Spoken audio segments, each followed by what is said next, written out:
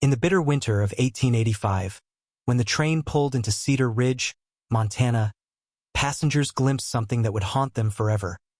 A young Cherokee woman stepping onto the platform with a black veil covering her entire face, trembling not just from the cold, but from a terror that seemed to consume her very soul. What they didn't know was that beneath that veil lay secrets so dark, so twisted, that when the truth finally surfaced 6 months later, it would shake the foundations of the entire frontier town and leave 3 men dead in its wake. The locomotive's whistle pierced through the mountain air like a banshee's wail as steam billowed across the wooden platform of Cedar Ridge Station. It was February 14th, 1885, and the temperature had dropped to 15 below zero. Most folks had the sense to stay indoors by their fireplaces, but rancher Jake Morrison stood waiting on that platform, his breath forming white clouds in the frigid air.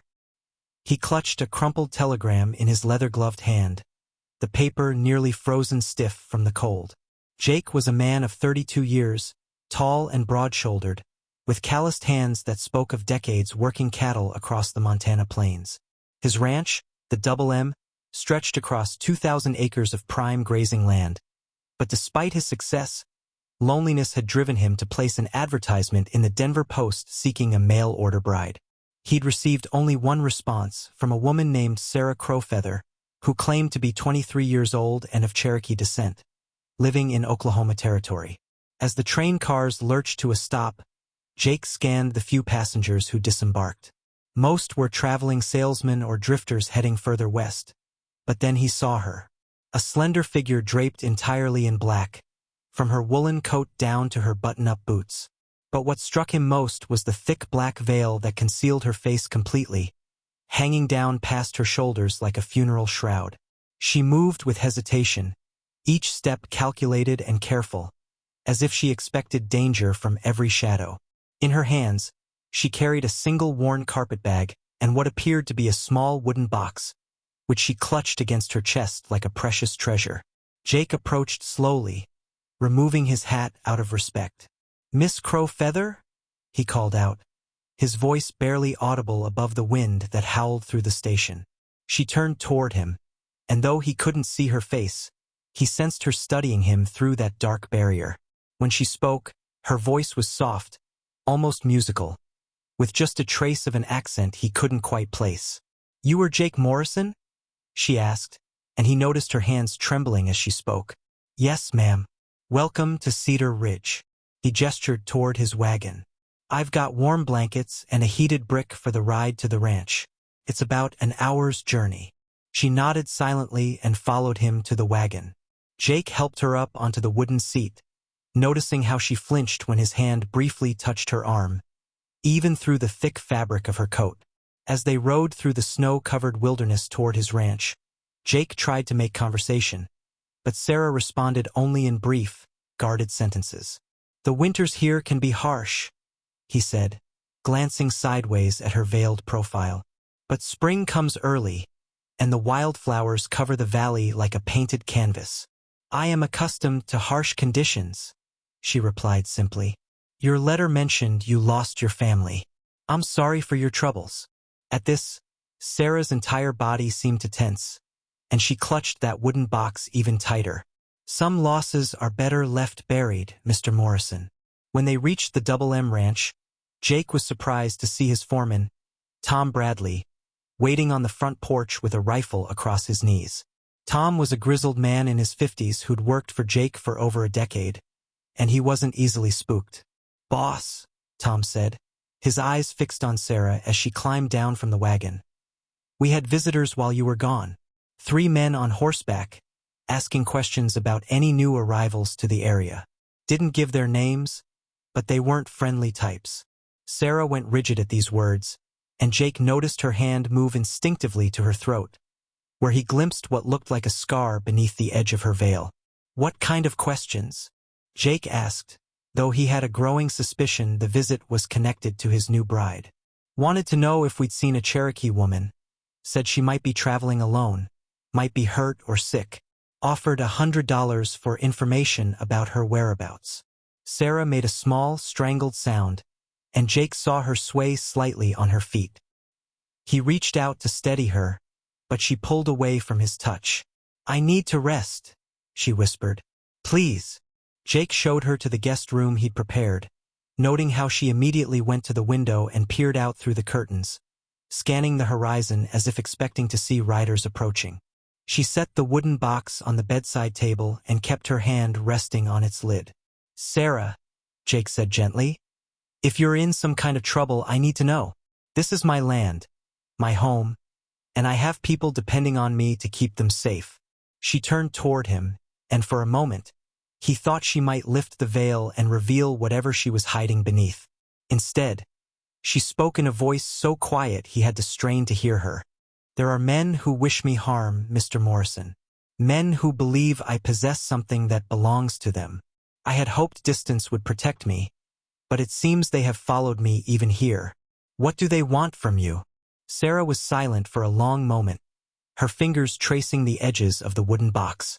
"Justice," she finally said, "or what they believe to be justice."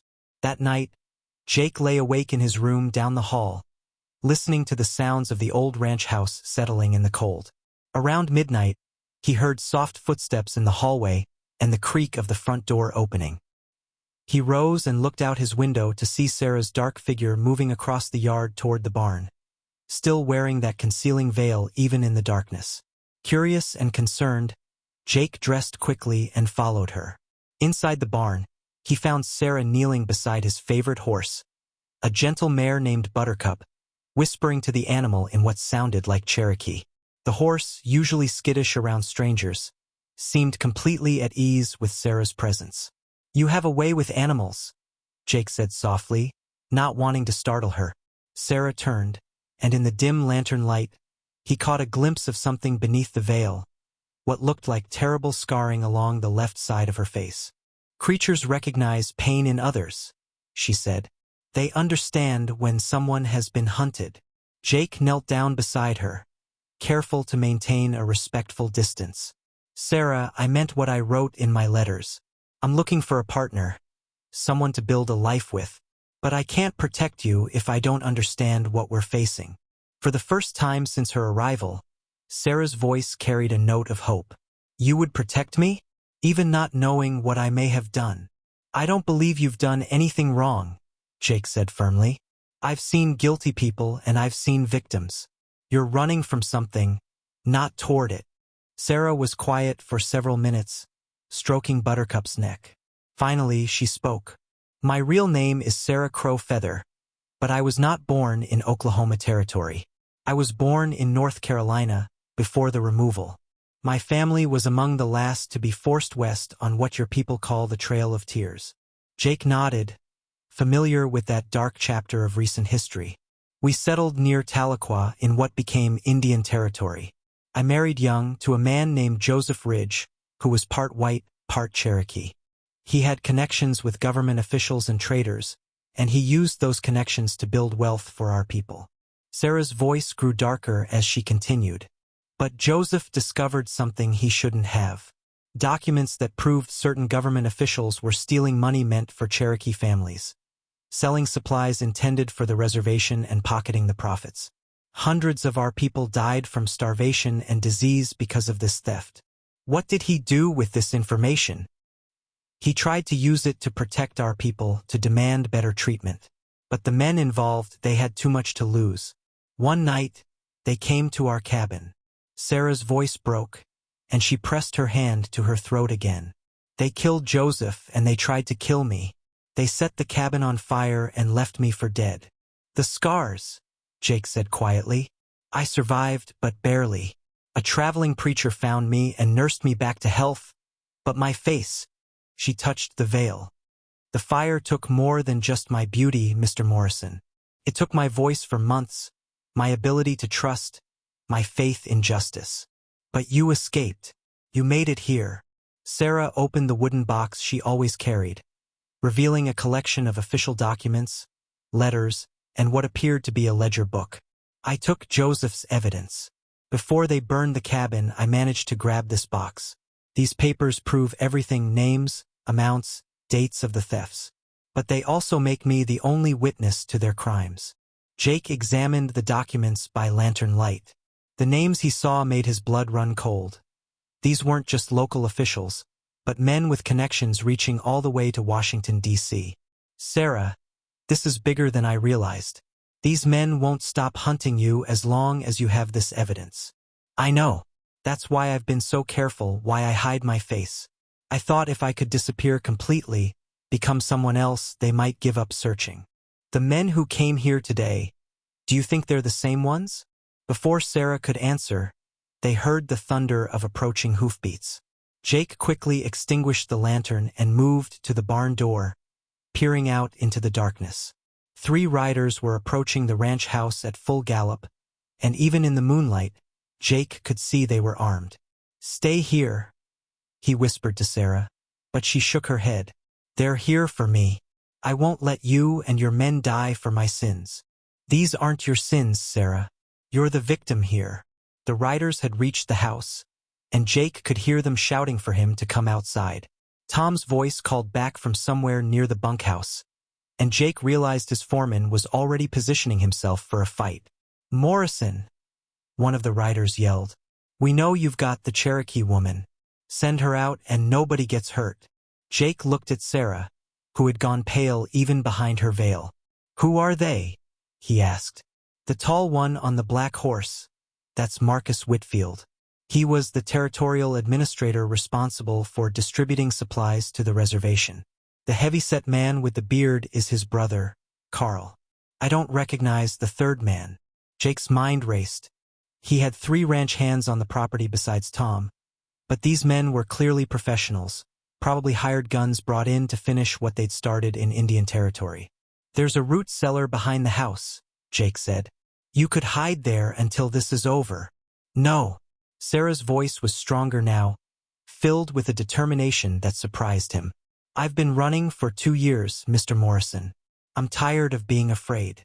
She stood and walked toward the barn door, but Jake caught her arm. "Sarah, wait. You said you'd stand by me. Did you mean it?" Jake looked into her eyes, what he could see of them behind the veil, and saw not just fear, but courage. The kind of courage that comes from having lost everything and finding the strength to fight back. "I meant it, but we're going to be smart about this."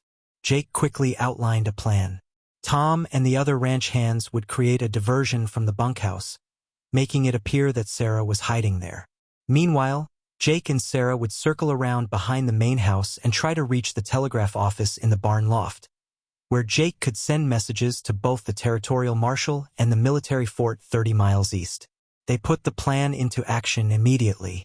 Tom and the hands began firing shots from the bunkhouse, shouting back and forth to make it sound like they were protecting someone inside. The 3 riders took the bait and focused their attention on that building. Jake and Sarah slipped out the back of the barn and made their way through the snow toward the house. But as they reached the back porch, the 3rd rider, the one Sarah hadn't recognized, appeared around the corner of the building. Well, the man said, pointing his rifle at them. "Marcus said you'd be clever, Sarah Ridge." "Ridge?" Jake looked at Sarah in confusion. "My married name," she said quietly. "Sarah Ridge." The gunman was a thin, wiry man with pale eyes and a cruel smile. "Name's Fletcher. I've been tracking you for near 2 years now, lady. You've led me a merry chase, but it's over now." "You're too late, Fletcher," Sarah said, and Jake was amazed at how calm she sounded. "I've already sent copies of all the documents to newspapers in Denver and Santa Fe. Even if you kill me tonight, the truth will still come out." Fletcher laughed. "Nice try, but we checked the telegraph office in town. No messages sent to any newspapers." Jake realized Sarah was bluffing, buying time. He slowly moved his hand toward his gun, but Fletcher caught the movement. "Don't even think about it, cowboy. This doesn't concern you." "Like hell it doesn't," Jake replied. "This woman is under my protection." "This woman is a thief and a murderer," Fletcher said. "She killed her husband and stole government property." "Liar!" Sarah's voice rang out across the yard. "Joseph was murdered by your employers because he discovered their corruption." "Prove it," Fletcher sneered. Sarah reached into her coat and pulled out the wooden box. "It's all here. Every transaction, every stolen dollar, every Cherokee family that died because of your boss's greed. Fletcher's eyes fixed on the box with obvious hunger. Hand it over, nice and slow. But instead of complying, Sarah did something that shocked everyone. She lifted her veil and let it fall to the ground, revealing her face in the moonlight. Jake had been prepared for scars, but what he saw was far worse than he'd imagined. The left side of Sarah's face was a mass of burned scars that twisted her features into something almost unrecognizable. Her left eye was clouded and blind, and her hair was gone entirely on that side of her head. Fletcher actually stepped back, his rifle wavering. "Jesus Christ, lady. This is what your justice looks like," Sarah said, her voice strong despite her disfigurement. "This is what they did to me for being married to an honest man." In that moment of Fletcher's distraction, Jake made his move. He lunged forward, knocking the rifle aside just as it fired. The shot went wide, but the sound brought the other two riders running. Jake and Fletcher wrestled for control of the weapon, while Sarah clutched the wooden box and ran toward the house. Tom and the ranch hands had heard the gunshot and were already moving to help, but Marcus and Carl Whitfield were closing in fast. "Tom!" Jake shouted as he finally wrested the rifle away from Fletcher.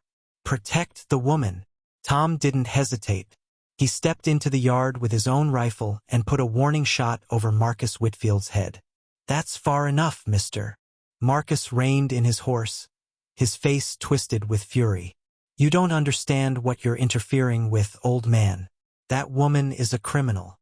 "She's under our protection," Tom replied calmly. "And unless you've got legal papers saying otherwise, I suggest you ride out of here before someone gets hurt." Carl Whitfield, the heavyset brother, had circled around and was approaching the house from the other side. Sarah saw him coming and ran toward the barn, still clutching the wooden box. Carl spurred his horse after her, his gun drawn. Jake finished subduing Fletcher and looked up to see Carl bearing down on Sarah. Without thinking, he raised Fletcher's rifle and fired, catching Carl in the shoulder. The man screamed and fell from his horse, his weapon flying into the snow. Marcus Whitfield saw his brother fall and went into a rage. He spurred his horse straight toward Jake, firing wildly. One shot caught Jake in the leg, sending him sprawling, but Tom was already moving. The old foreman's rifle cracked, and Marcus Whitfield pitched forward over his horse's neck, dead before he hit the ground. The sudden silence that followed was deafening. Carl Whitfield lay moaning in the snow, clutching his wounded shoulder. Fletcher was unconscious from Jake's rifle butt. Marcus Whitfield wasn't moving at all. Sarah emerged from behind the barn, still holding the wooden box. She walked slowly toward Jake, who was trying to stanch the bleeding from his leg wound. "You're hurt," she said, kneeling beside him in the snow. "I've had worse," Jake replied, though his face was pale from blood loss. "Are you all right?" Sarah looked at the carnage around them. One man dead, two wounded, all because of the secrets she carried. "I should have kept running," she whispered. "I should never have brought this danger to your home." "No," Jake said firmly, reaching up to touch her scarred cheek with his hand. "You did right by coming here. You did right by trusting someone." Tom had tied up Carl Whitfield and was checking on Fletcher, who was starting to come around. "Boss, we need to get you to the dock, and we need to figure out what to do with these three." Jake nodded, then looked at Sarah. "First, we need to send those telegrams. The evidence in that box needs to reach the right people." "Who can we trust?" Sarah asked. These men had connections everywhere. Jake thought for a moment. "There's a federal judge in Helena, Judge Patricia Crawford. She's got a reputation for being incorruptible. And there's a newspaper editor in Billings, man named Samuel Porter. He's been investigating government corruption for years." With Tom's help, they got Jake to the house and treated his wound. Then, while Tom kept watch over their prisoners, Jake and Sarah composed detailed telegrams to both the judge and the newspaper editor, describing the evidence Sarah possessed and the attempt on her life. As dawn broke over the Montana mountains, riders from the Territorial Marshal's office arrived, having been alerted by the telegraph operator in town who'd heard the gunshots. Marshal Robert Hayes was a stern man in his 50s who listened carefully to Jake and Sarah's story, examined the documents in the wooden box, and questioned the 3 prisoners. Fletcher, it turned out, was more talkative than his employers might have hoped. Facing charges of attempted murder and assault, he quickly began naming names and describing the extent of the conspiracy that had led to Joseph Ridge's murder and Sarah's long flight. "There's at least a dozen officials involved," Fletcher admitted as Marshal Hayes questioned him. "Goes right up to the territorial capital, maybe even Washington. They've been stealing from the Cherokee Nation for years, selling supplies meant for the reservation and keeping the profits." Judge Crawford arrived from Helena 3 days later, along with a federal prosecutor and 2 newspaper reporters who'd gotten wind of the story. Sarah, her face still unveiled now that her secret was out, testified for hours about what she'd witnessed and what her husband had discovered. The documents in her wooden box proved to be even more damaging than she'd realized. Not only did they show years of systematic theft from Cherokee families, but they also revealed connections to other fraudulent schemes affecting tribes across the Western Territories. Within a month, indictments were issued against 15 government officials, including several in Washington, D.C. The story made headlines in newspapers across the country, with Sarah's scarred face becoming a symbol of the government's betrayal of Native American peoples. But perhaps the most significant change was personal. As Sarah recovered from the trauma of finally telling her story, she found herself able to trust again, to hope again. Jake, despite his wounded leg, proved to be a patient and understanding companion. One evening in late spring, as they sat on the porch watching the sunset paint the Montana sky in shades of gold and purple, Sarah finally spoke about the future. "The trial will start in Denver next month," she said. "I'll have to testify again, face those men in court." Jake reached over and took her hand. "You won't face them alone." "Why?" she asked, turning to look at him with her one good eye. "Why have you stood by me through all this? I'm not the woman you thought you were getting when you sent for a mail-order bride." Jake was quiet for a moment, choosing his words carefully. "Sarah, when I placed that advertisement, I was looking for someone to share my life with. I thought I wanted someone pretty and quiet who would keep house and maybe give me children. But what I found was something much more valuable." "What's that?" "A partner. Someone with courage, someone with principles worth fighting for. Someone who's survived hell and came out stronger." He squeezed her hand gently. "I don't care about the scars on your face, Sarah. They're proof of your strength, not your weakness." Sarah was quiet for a long moment, watching the last light fade from the western sky. "I never thought I'd be able to trust a man again after what happened to Joseph." "I'm not asking you to forget him or what you went through," Jake said. "I'm just asking you to let me stand beside you as you build whatever comes next." The trial in Denver lasted 3 weeks. Sarah's testimony, delivered with quiet dignity despite the hostile questioning from defense attorneys, proved to be the prosecution's most powerful evidence. Newspaper accounts described how the courtroom fell silent as she described the night her husband was murdered and she was left for dead. All 15 defendants were convicted. Marcus Whitfield was already dead, but his brother Carl received 20 years in federal prison. Fletcher, in exchange for his cooperation, received 10 years. The government officials involved received sentences ranging from 5 to 15 years, and several lost their federal pensions. More importantly, the case led to a comprehensive investigation of the Bureau of Indian Affairs that resulted in major reforms in how supplies and funds were distributed to reservations across the West. Sarah and Jake were married the following autumn in a simple ceremony at the Double M Ranch. Sarah wore a white dress with a short veil that covered only the left side of her face, not from shame, but from her own choice about how much of her scars she wanted to display on her wedding day. Judge Crawford, who had become a friend during the trial, performed the ceremony. Tom Bradley walked Sarah down the aisle in place of the father she'd lost on the Trail of Tears. The guest list included several Cherokee families who had traveled from Oklahoma Territory to witness the wedding of the woman who had fought for justice on behalf of their people.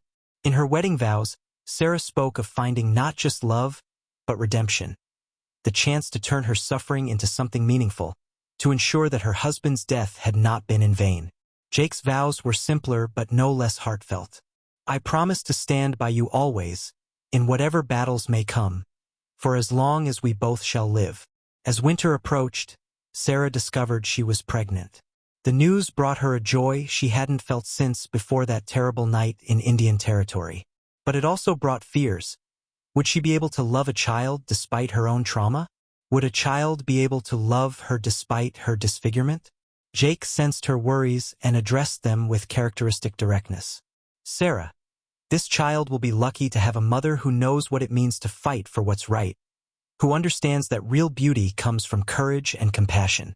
Their son was born the following spring, a healthy boy they named Joseph Ridge Morrison, after Sarah's first husband. Sarah wept when she first held him, overwhelmed by the realization that life could indeed continue after tragedy, that love could grow from the ashes of loss. As little Joseph grew, he showed no fear of his mother's scars. To him, they were simply part of who she was, no more remarkable than Jake's calloused hands or Tom's gray hair. Visitors to the ranch often commented on how normal the family seemed despite Sarah's dramatic appearance. But Sarah never forgot the broader implications of her story. She corresponded regularly with other Cherokee families, helping them navigate the Reformed Bureau of Indian Affairs and ensuring they received the supplies and services they were owed. She also began writing letters to newspapers, advocating for Native American rights and keeping public attention focused on government accountability. The wooden box that had once contained evidence of corruption now held letters of gratitude from families across Indian Territory, thanking Sarah for her courage in bringing the truth to light. But perhaps more importantly, it also held letters from other women who had faced violence and trauma, drawing inspiration from Sarah's story of survival and healing. On their 5th wedding anniversary, Jake and Sarah stood once again on their porch, watching the sunset over the Montana mountains. Their son played in the yard nearby, chasing fireflies as darkness began to fall. Sarah was pregnant again, and Jake's ranch had prospered beyond his dreams. "Do you ever regret answering my advertisement?" Jake asked, as he had every anniversary since their first. Sarah smiled, the expression pulling at her scars but lighting up her one good eye with genuine happiness. "Never," she replied, as she always did. "I answered an advertisement for a mail-order bride, but what I found was so much more." "What did you find?" "Home," Sarah said simply. "A place where I could stop running, stop hiding, stop being afraid. A place where my scars tell a story of survival instead of shame." Jake pulled her close, marveling as always at the strength of the woman who had literally risen from the ashes to build a new life. "And I found exactly what I was looking for," he said.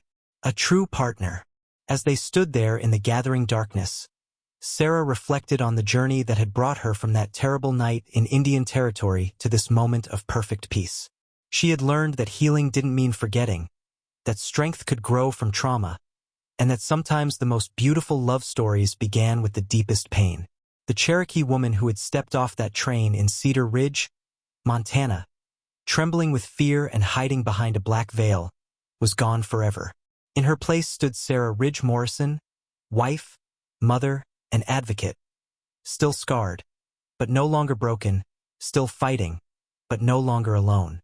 And in the distance, barely audible above the evening breeze, came the sound of a train whistle, carrying new arrivals toward their own uncertain futures in the American West.